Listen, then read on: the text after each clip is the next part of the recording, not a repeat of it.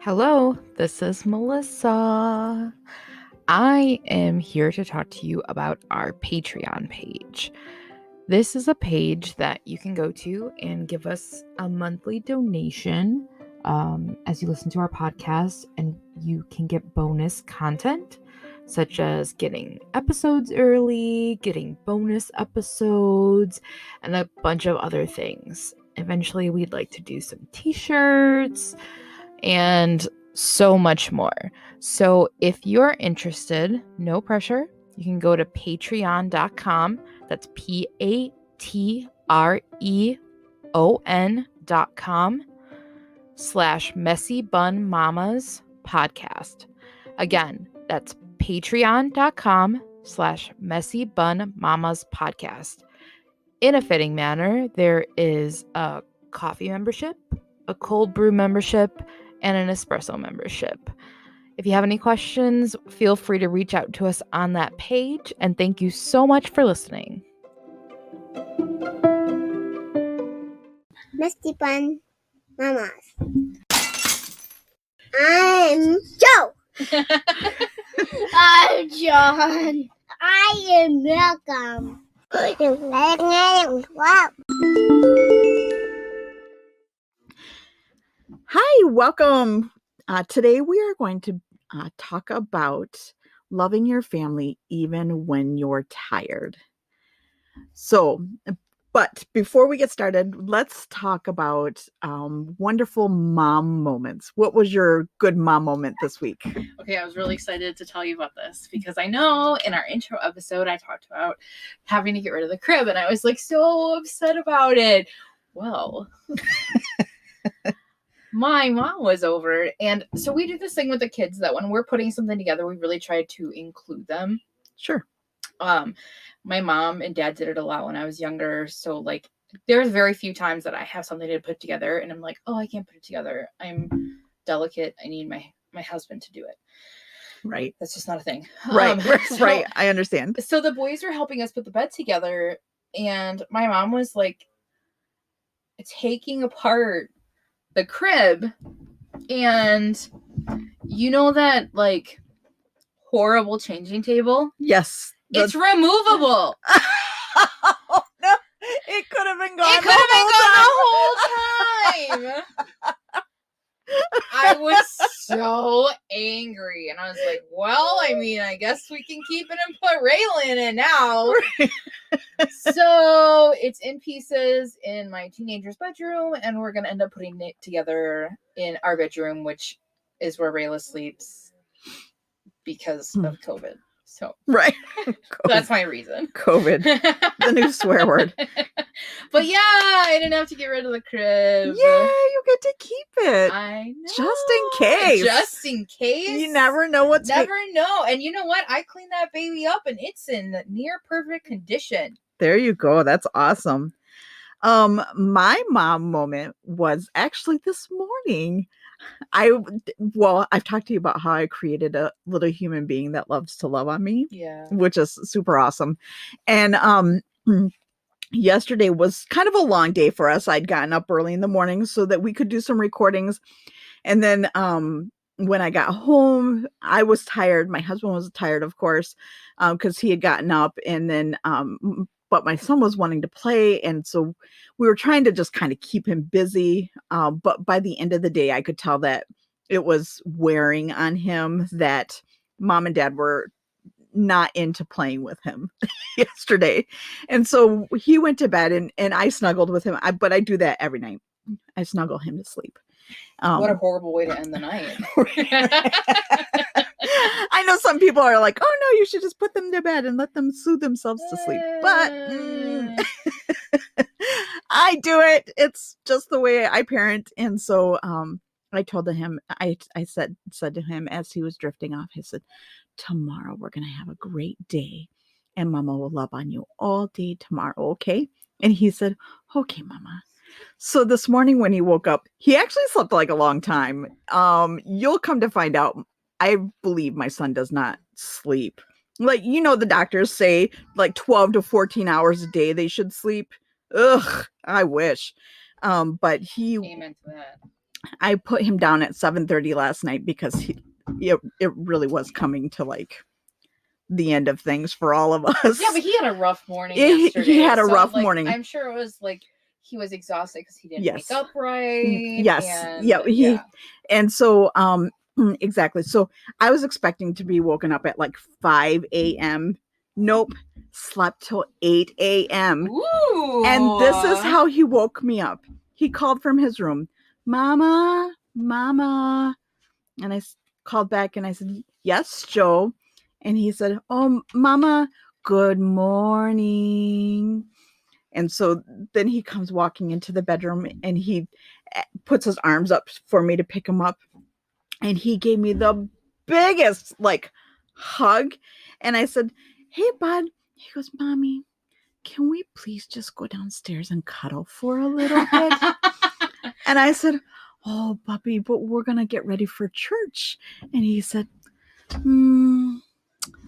let's wait. Let's cuddle first. You win. That was a hard decision. So we still made it to church on time, weirdly enough.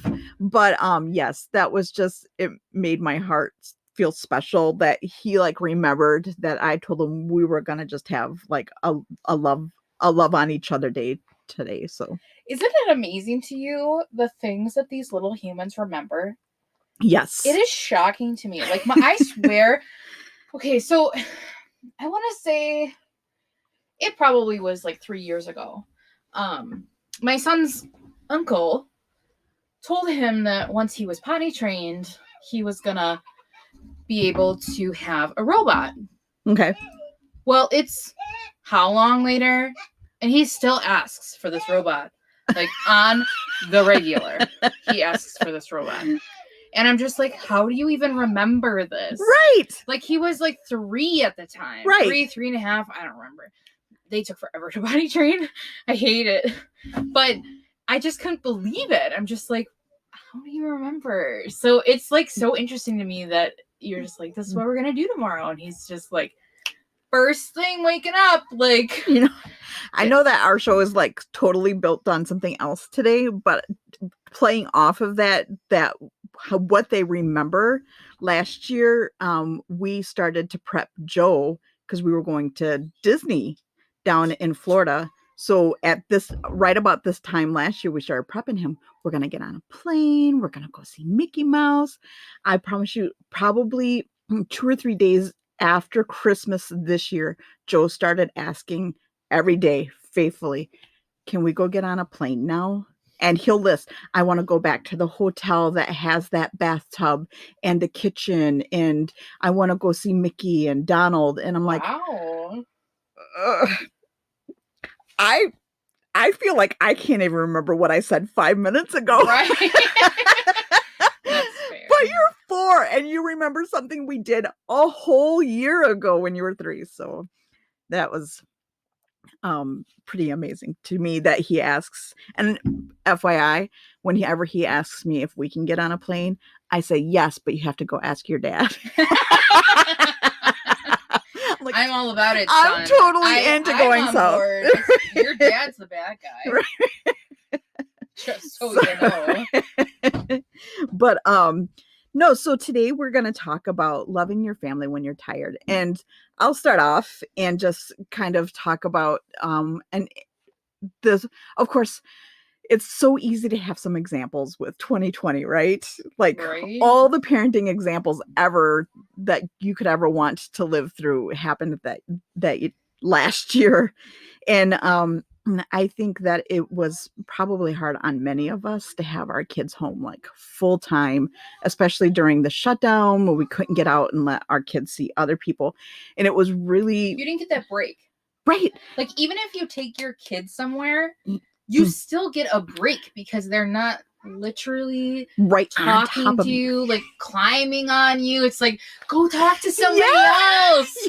Like, but when you're quarantined, you can't do that. No, you can't. So it was, I think those were some of my most exhausting moments exhausted moments. And it's solely, I don't know. I think to myself, man, it might have been easier if Joe had like a brother or sister to like nag or complain. And I'm going to be like, let me clarify that for you. The answer is no. in my one child home mind, the grass is always greener on the other side, right? When you're like, if only they had somebody to play with.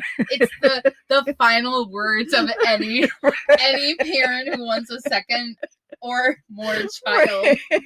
So, but I think that those were some of my most exhausted moments, was living through even not just the initial shutdown, safer at home, but anytime we had to quarantine because we were exposed to somebody, because he doesn't understand the concept of time yet. And so it's like, we got 9 more days of this, buddy, me and you, we're into this.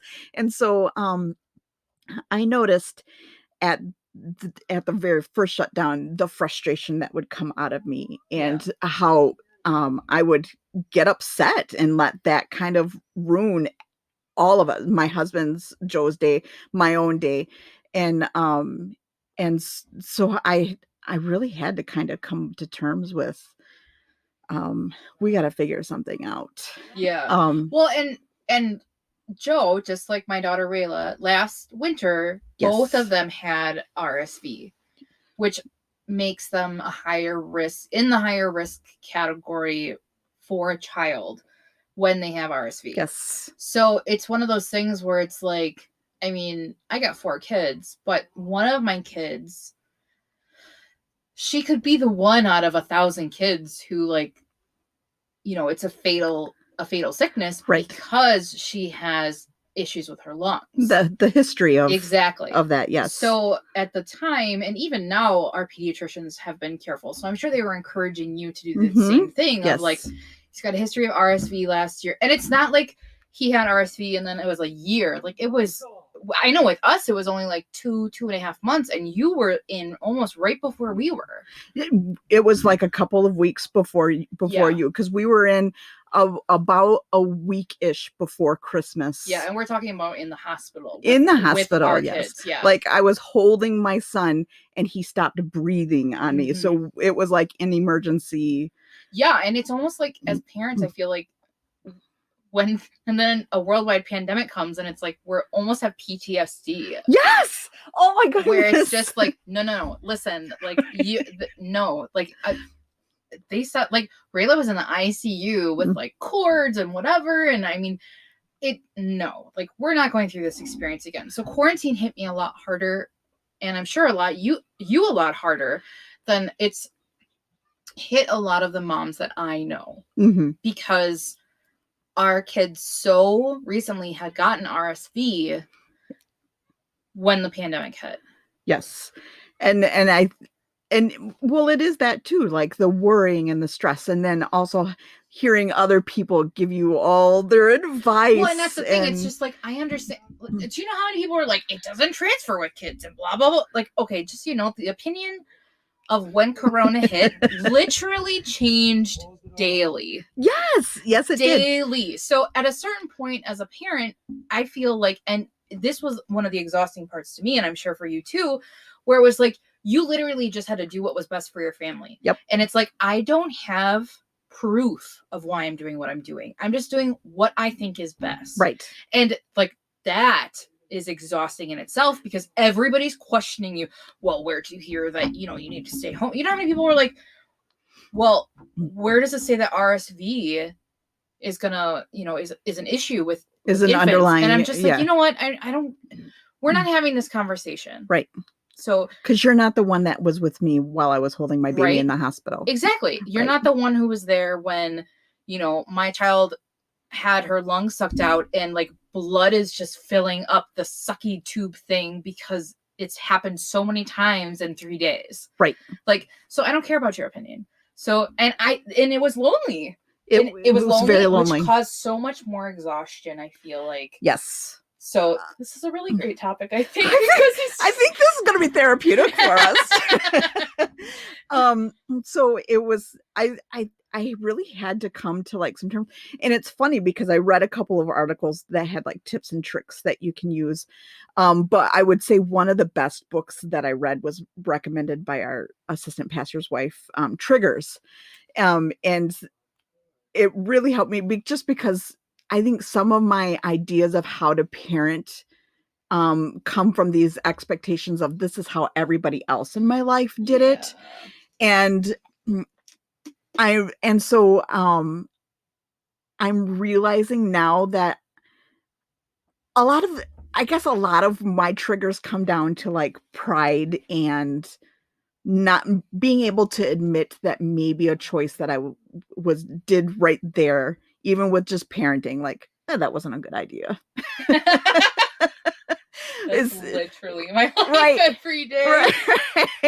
So it's being able to admit, hey, I need to make adjustments. And so that book Triggers helped me a lot. But it was surprising to me. We'll put a link in our show notes for that book. For Triggers, and also for the article that I'm gonna tell you that had like tips and tricks and things like that. But just, I guess, naturally from reading that book, I picked up some of these. These tips that in this article that I read last night as well. But like number one, they talk about getting enough sleep. It's really funny that you chose this article, because as I was like researching for this, I was like, I saw this article and the first was like, get some sleep. And I'm just like, thanks, buddy. Yeah. I love the suggestion. Right. What a monumental, I never would have thought of that. Right.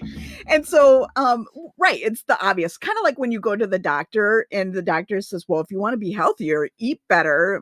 Did I just pay you $200 to tell me to eat better? I really need you to wave a magic wand here.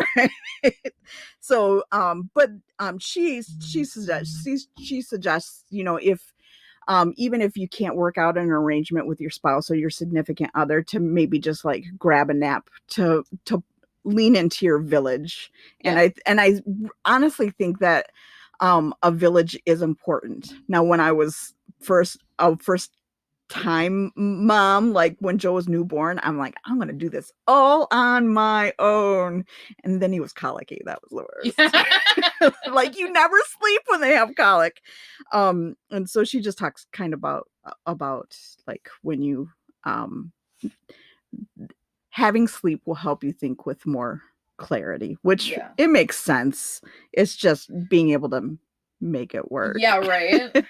Well, my thing about sleep is, so I've always been a night owl my entire life, so it's hard for me to go to bed early. However, when the kids go to bed, that's the only time I get to watch what I want on the TV. What you want to watch. I can eat my snacks without having to share. Yes. Like, yes. I want me time. Right? I can just stare at the ceiling, right, with no thoughts or anything. Right. I so totally the agree. Whole idea of like, well, get some sleep. It's just like, I don't think you understand. For like I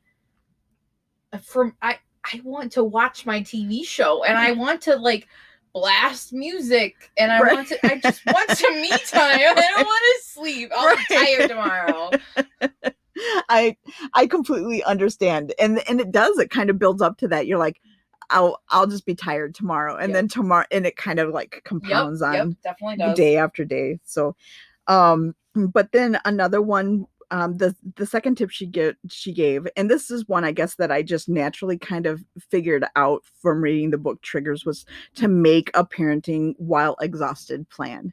So you know that something is always going to come up. I mean, because that's the way life is there's going to be a point when you're tired, and to have that plan in advance of, okay, this is what we're going to do when this happens. Yeah. And what does that look like? I mean, I couldn't even begin to give you specifics for each person, because I think the way that I would make a plan for when I'm exhausted is going to look different from the way that you would make a plan, because all of our family dynamics are different. So see, one of the things that I do if I am tired or exhausted, like if I just am not feeling it that day, it's a pajamas day all around. We don't have to get dressed. We're gonna hang out in jammies. We're gonna drink cocoa. Yeah. We're gonna have treats. Yeah. I'm going to literally reward you with snacks you shouldn't have in order to get you to stop your bad behavior. We're doing zero parenting today. It's a grace-filled day. Yeah. Yes. I can't tell you, like, if I'm exhausted, the last thing that I want to do is like correct them in an appropriate manner, because I don't want to hear why. I don't want to argue. It's like, if you stop doing that, I will give you candy. Right. Well, maybe our family dynamics are similar then, but I actually have Joe to the point now where if I'm like in one of those moods and I'm like, hey Joe, it's a pajama type of day, and his dad will come down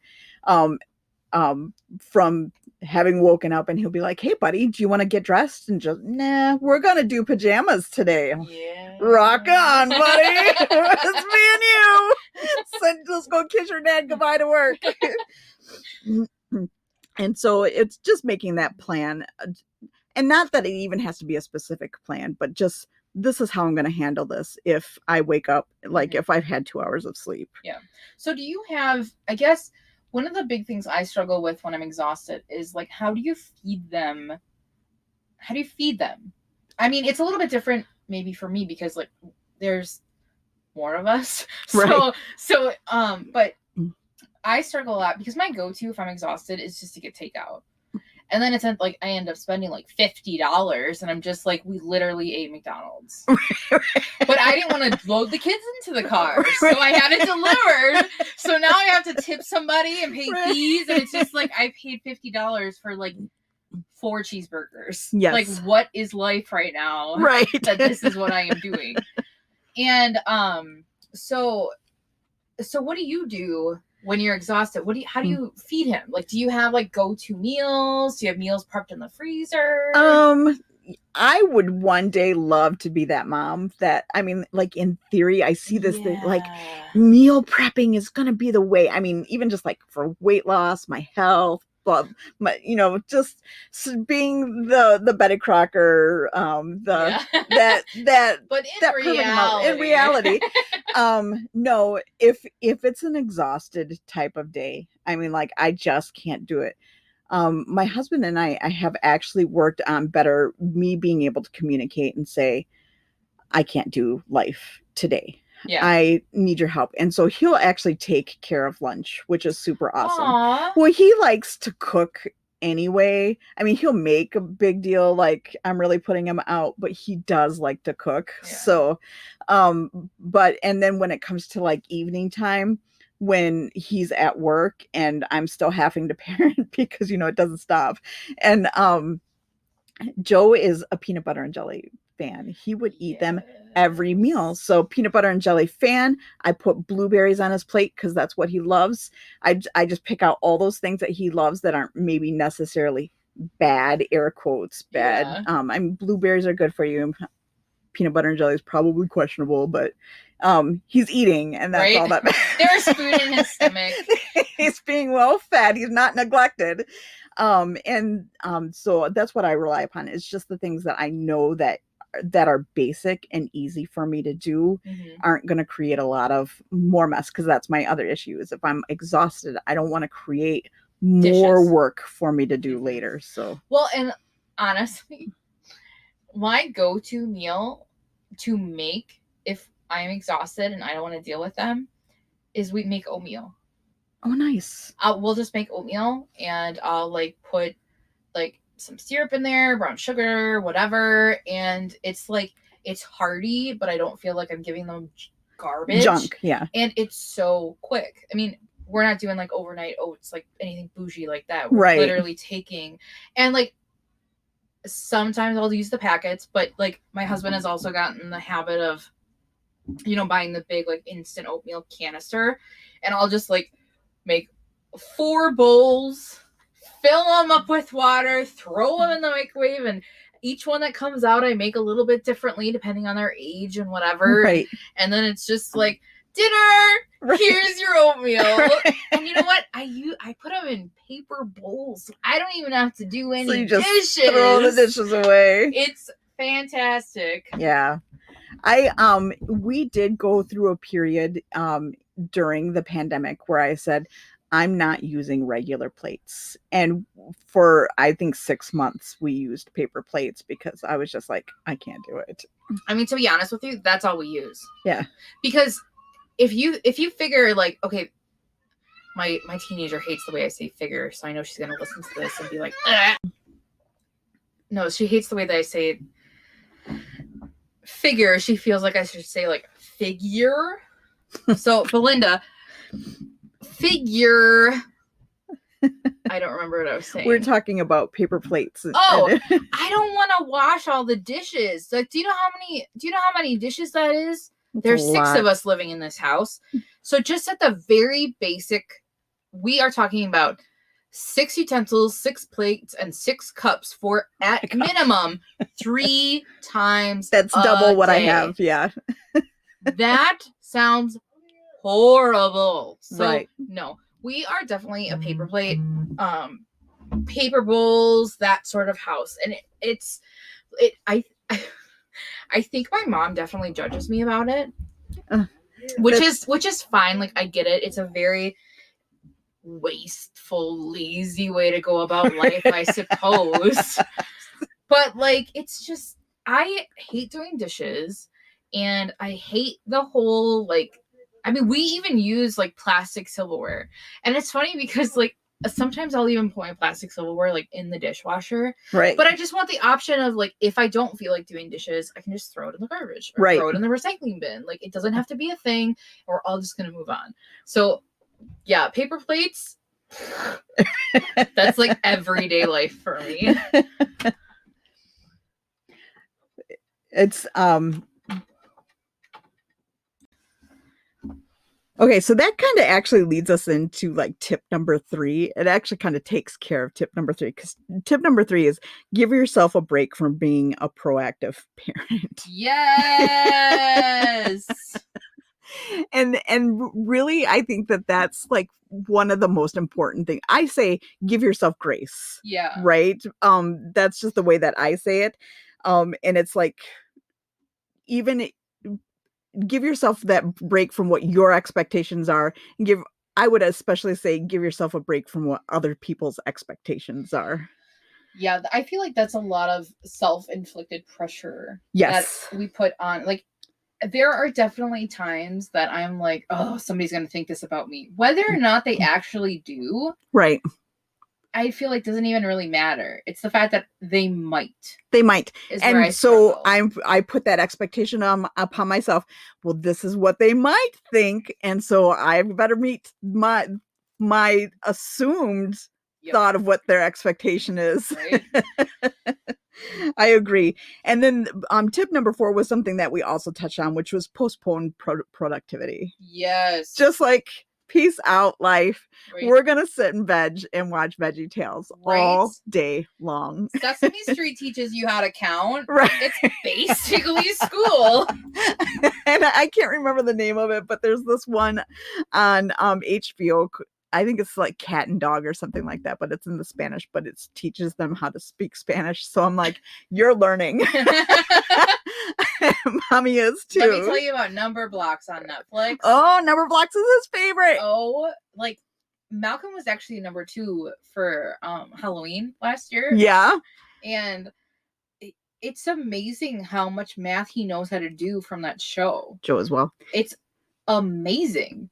Like Will Malcolm quote addition facts too? Yes. Because Joe does too. And I'm like, I need you to not be smart right now, because if you continue to be that smart, you're going to be smarter than me. Right. And you can't have that. Listen, you need to be mediocre. We have to be on the same level. I'm in trouble if you're smarter than me. I'm just gonna put it out I don't even there. know how to do that. And then tip number 5 was to avoid triggers, which is kind of like, it kind of goes along that line of having a plan in place. Like if you have a plan of, hey, if I'm tired, this is what I'm going to do, then you're going to be avoiding some of those triggers that like a mess. Like if something, my husband, when he does cook, tends to make a lot of dishes. I'm like, how did you make this many dishes making hot dogs and macaroni and cheese? I don't understand. And so I have to put into my expectation that there's going to be the dishes there. And I let him know, hey, these dishes are here. They're probably not going to be done when you get home from work. So no passive aggressive comments tomorrow. Okay. And so that, okay, thanks, bye. right? So it's just kind of setting ourselves up for our going back to the expectations of I know this is what you normally expect, but this is what you should expect because I'm not going to do anything today. Of how much arguing and like hurt feelings and resentment that avoids just by you saying the one thing of like, I'm not doing the dishes today. I'm not up for it. Right. So, but I mean, he could come in the door and the dishes couldn't be done and he could be annoyed. And then you could be annoyed at him. And then you could get into a huge fight. Yes. And then it could turn into this whole thing. So I think I think sometimes we don't give our spouses enough credit. Right. Because, I mean, they're very simple. Like, they really are. They don't have all the complex emotions that we do. Just, I'm not doing the dishes today. Okay. Okay, right. That's it. And like in my mind, I would build it up into like this 3-hour discussion about how I'm a useless mom and I keep a bad house and whatever. And he's just like, it's fine. You have the 100-point list of why you're making this decision. Yes. Number 6 is just bring out activities or toys that you know your kids are going to love and will invest. Number blocks, Play-Doh, alpha blocks, Play-Doh, slime. Oh, God help me. Slime is big. So it definitely is a huge, like, here is something for you to do for a long extended period of time that I have very minimal effort, but I always regret it afterwards. I always regret it. I only regret it just because there is that trigger in me. I can even feel my eye like blinking about it. Because he like, and this is with Play-Doh too, is like he'll mix colors together. Yeah. And there's that person in me that likes to craggle even my Lego pieces together because everything should look like this.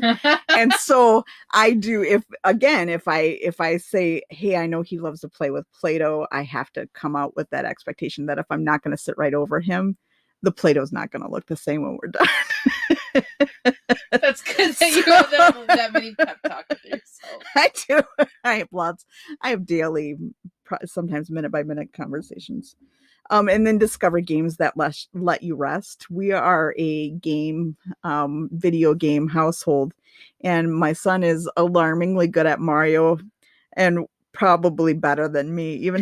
Even he says, come on, Mom, we can do this. We'll do this next time. He's a good coach. You need to work on your Mario on your off time. Yeah. Well, is that what he told you? he like yesterday we were playing and we were at a frustrating level, and we both died at the same time, and he put his hand just gently on mine and he said, "We're gonna try again, Mom." Look, you're 4. I don't need your counsel on this. I do, really, because he knows I get frustrated at failing. He knows I get frustrated at failing Mario. And then when all else fails, allow screen time.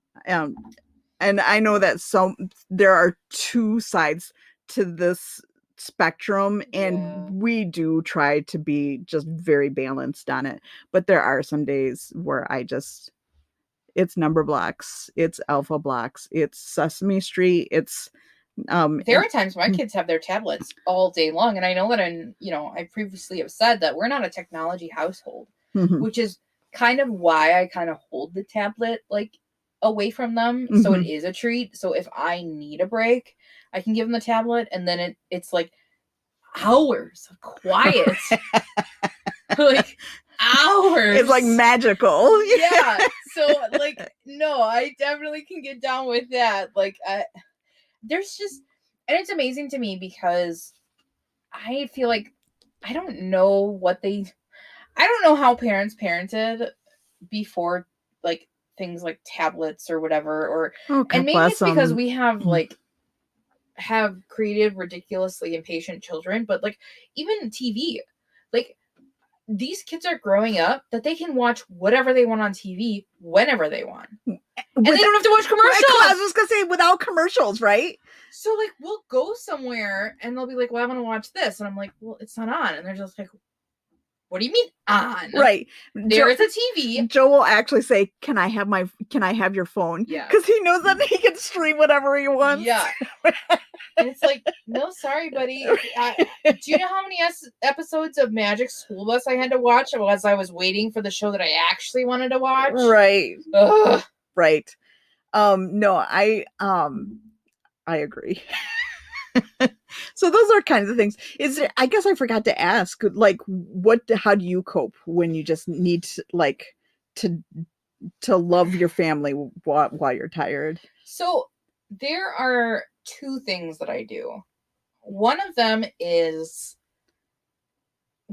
I'll let each of them like pick a movie, and we'll just like, I'll call it like a cuddle day, and we'll literally just lay on the couch all day. Mm-hmm. And like all of them are just laying on top of me except Belinda, just to be clear. Belinda's like, not throwing you out God. there or anything. But no, we'll like literally just lay on the couch all day under blankets. It's not like, so we lay on the couch and we cuddle and we watch movies. I usually let them like pick a movie. And by pick a movie, I mean like individually each one of them get to pick a movie. So like we are just laying around for hours and hours in a day. And like I don't even care. You want to have let's do potato chips for lunch. Like that's food. Like we're just gonna lay on this couch. Like John will come out of the he's like, I'm hungry. I'm like, well, go find something to eat. Microwave. Yeah. He'll come out with something like ridiculous. Can I have this? Sure. I just want to cuddle. Like, so that's like my thing to do, where it's like, because in my mind, I don't want them to feel like I'm too exhausted to emotionally be there for them. Right. Because there are definitely times that I'm too exhausted to like, I guess, be their parent. Yes. But I don't want them to feel like I've like checked out from loving them. Right. So like the way that I handle it is I just like, we'll just cuddle. Right. Like we'll just all lay here. And it's one of those things where it's like, I mean, I have a 7-year-old, a 3-year-old, and a 1-year-old. Okay. And when I say that they enjoy cuddling, I mean, literally I will be on the recliner in my living room and they will all be on me in some capacity. Right. Like these are definitely my children when it comes to physical affection. Like absolutely. The other way that I don't know if this necessarily falls under how to love them when I'm exhausted, but it definitely is how like how I handle it when I'm exhausted. I have been very blessed with having supportive parents, you know, my husband's parents and like friends and whatever. And there are days when I can tell like I'm just being mean to my kids. Mm-hmm. I mean, not abusive. Yeah, not abusive, but just like I don't have the patience to deal with them. I'm exhausted. Yes. And the way that I love them is like I've called my mom and I've said like I need you to come and take one of them because I'm just at a point. And at the beginning of this, you mentioned like the village mentality and whatever. And it's interesting because I was just talking to one of my friends and I was just like, you know, I asked if I could take her kids because it seemed like she was kind of stressed, having a rough week or whatever. I was like, let me just, you know, we can have a play date. Like, I'll come grab some of your kids. You can just chill out and relax or whatever. And it's like because that's what I do. Mm-hmm. That's how I cope with being exhausted. And I've been so lucky that like I really only have like those people in my life who, like, if I call them and I should say in my life, but in my inner circle, like all of them are, if I am like in a emergency situation, or if I am like at my wit's end and I need help, like all of them will just drop what they are doing To come and help you. To come and help. And I think that sometimes we look at that as moms, parents, whatever, as not being a good parent. Being a failure.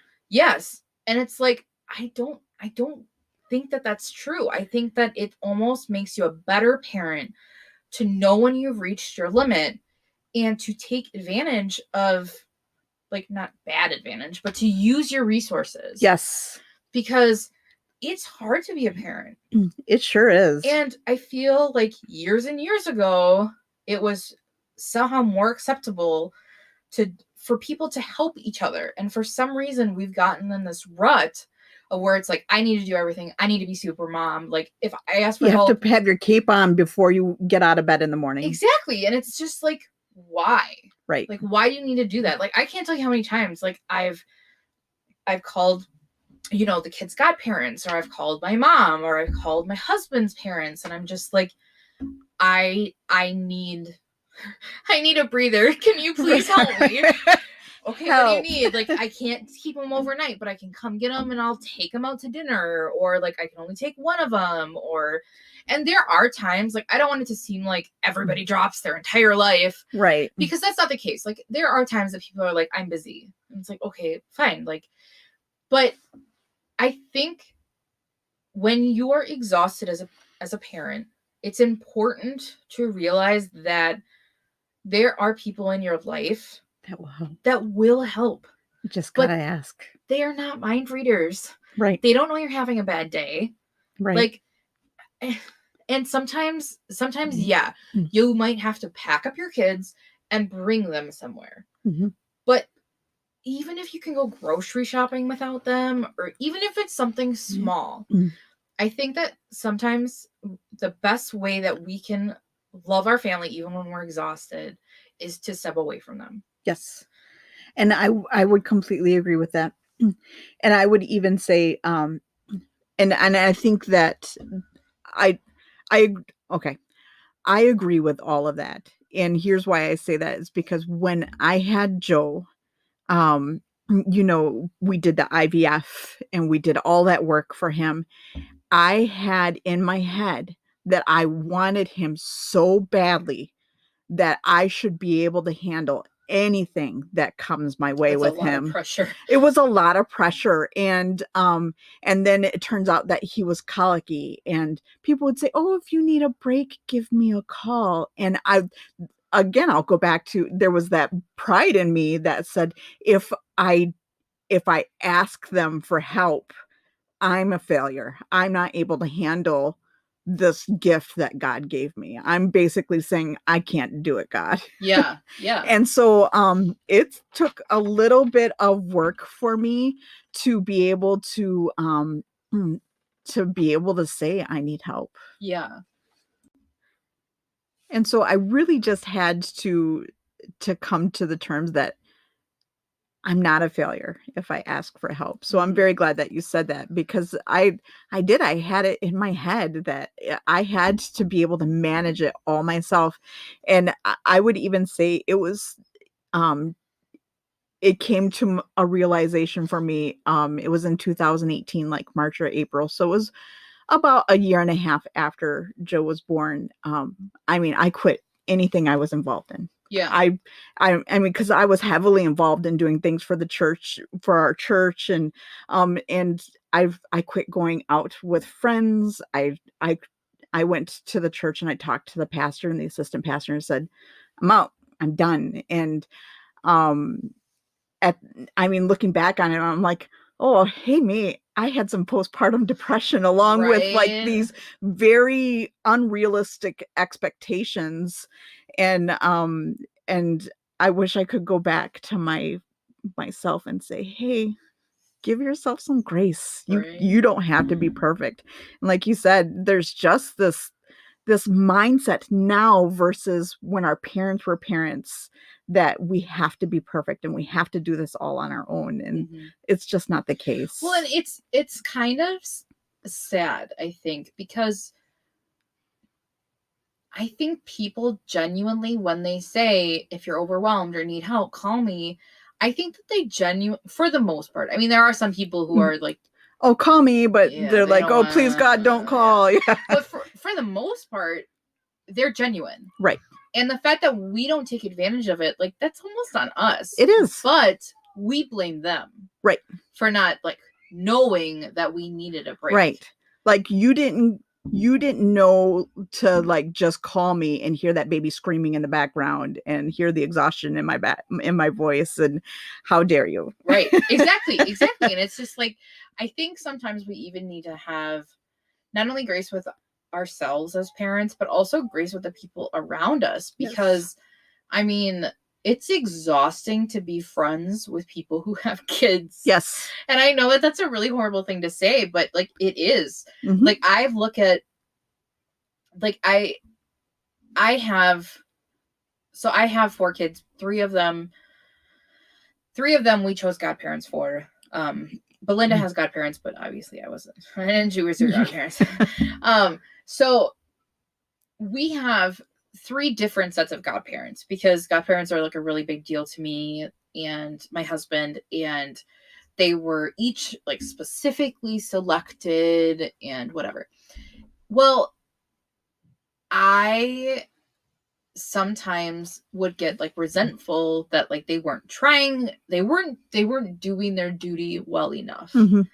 And it kind of got to the point where I was like, okay, well, I mean, I'm expecting a lot of these people who don't have kids, because none of the godparents, except 1, so 1 out of 6 has kids. And the rest of them, it's like they come over, and it's probably exhausting to come over here for an hour and a half and deal with all these humans, like asking 8,000 questions, but also wanting to talk to me. Like, listen, I chose you as godparents for a reason. Like, I want to talk to you too. Right. So like, I'm more important. I can't tell you how many times that I look at John and he's, talking to his godmother, and he like commandeering the world. And I'm just like, listen here, buddy, choose mine first. Right. So I need you to back off. Like, this is me time. No. So I think I own her. Yeah. we were a thing before you were a thing. So you're just, yeah. And I think that like over time, I've tried really hard just to like understand that while I get exhausted and I sometimes get frustrated that I don't feel like people are helping me enough, it like, shout out to the people who do not have kids, whose kids are grown up. You step in and you help your friends, because let me tell you, like, we appreciate it immensely, because those breaks, whether they be 5 minutes, 5 seconds, that allows us that breather. Yes. With our kids. Like, I've had friends, or even my mom, somebody like come over to the house and just watch a movie with them while like do the dishes or do the laundry. Just something as simple as that, where it's just like, I mean, I'm not like glamorously doing anything big, or just like, I want to go get my nails done. Can you please come? Right. And watch the tiny humans. It's or you know what I mean? Just a mental break. Exactly. Yep. So yeah, I think it takes a village to raise a child is a phrase for a reason. Yes. And I think as moms, we need to go back to emphasizing that mentality, because we're just not fair to ourselves. No, we aren't. We're not fair to ourselves. And as you said, we're not fair to other people as well. Yeah. Like the expectations level all around is just unrealistic. Yep. And social media is partly to blame for that. I'm just going to put it out there. I mean, I'm thankful for social media, because social media saved me in 2020. Right. Being able to video chat with grandma while mommy took a shower was super awesome. And that was via Facebook Messenger. So, because that's what my mom and dad could operate. Hey, there's games that my littles play with their grandparents on Facebook Messenger. Yes. like all about it. Let's call Papa Gene and You we will play eat it. pizza for a whole hour. You can try to catch all the hamburgers you want in your mouth with that. So, Yep. I mean, social media is helpful, but I think that some of it too is just that there's these, it sets unrealistic expectations for us. So that's probably something else that I would put in as a tip too, is make sure that the things that you're watching and stuff aren't setting expectations, unrealistic expectations for you. But I think that taking those breaks when we can get them is important. It's not just important for our little people, it's important for ourselves. Yeah, absolutely. Because and for our spouses too. Yes. Like I am